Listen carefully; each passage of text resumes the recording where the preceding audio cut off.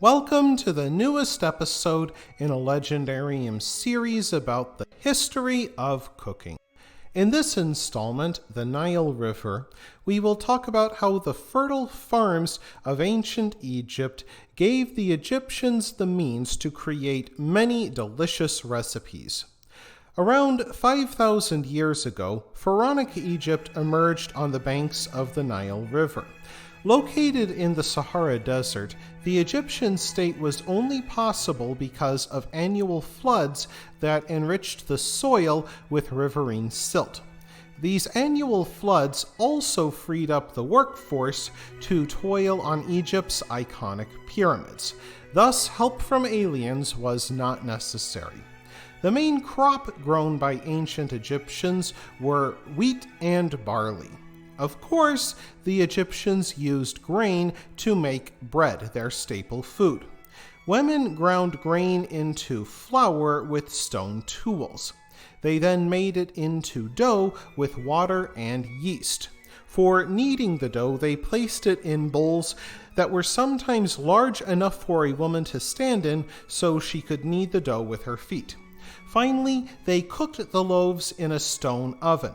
Unfortunately, sand was worked into the flour, and years of chewing the resulting bread could grind down Egyptians' teeth. An Egyptian who made it to the age of 50 would have little left of their teeth.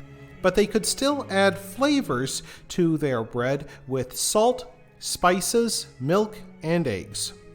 Egyptians also used barley to make what some scholars have called bread beer. They combined barley with yeast and made it into a dough that was partly baked in a stone oven. The loaf was crumpled into a large vat, mixed with water, and allowed to ferment. After fermentation, the brewers added dates and honey for flavor. In some cases, Egyptians added opium to their thick, porridge-like beer, which made for a very happy hour indeed. Workers who toiled on the pyramids during the flood season were even paid in beer.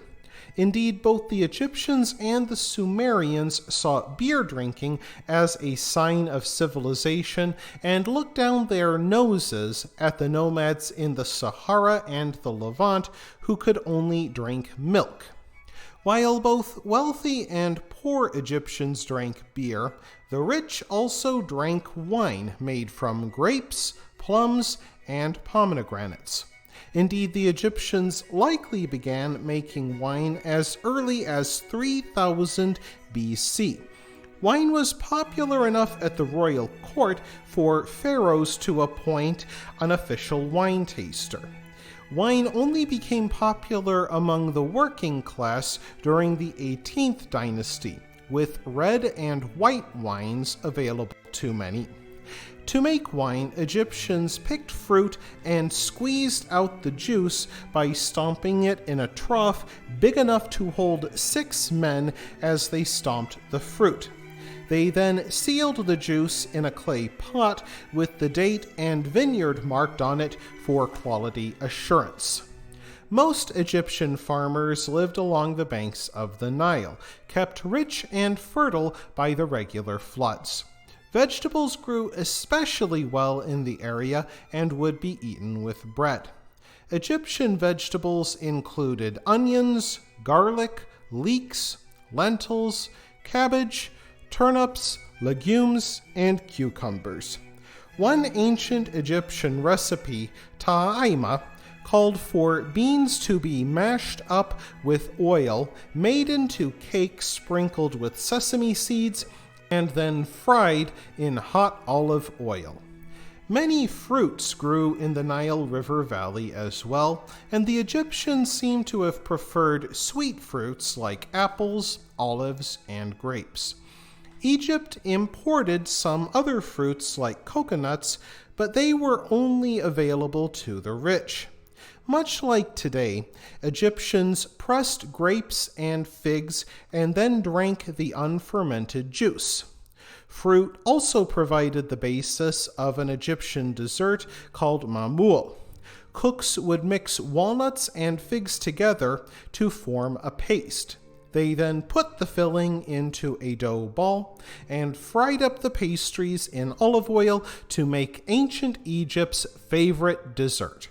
That wraps things up for this episode of the Legendarium. I hope you enjoyed it. If you did, press like. If you want to see more, press subscribe. And if you've got anything to say, let me know in the comments section. Thanks again for joining me, and I hope that you have a great rest of the day.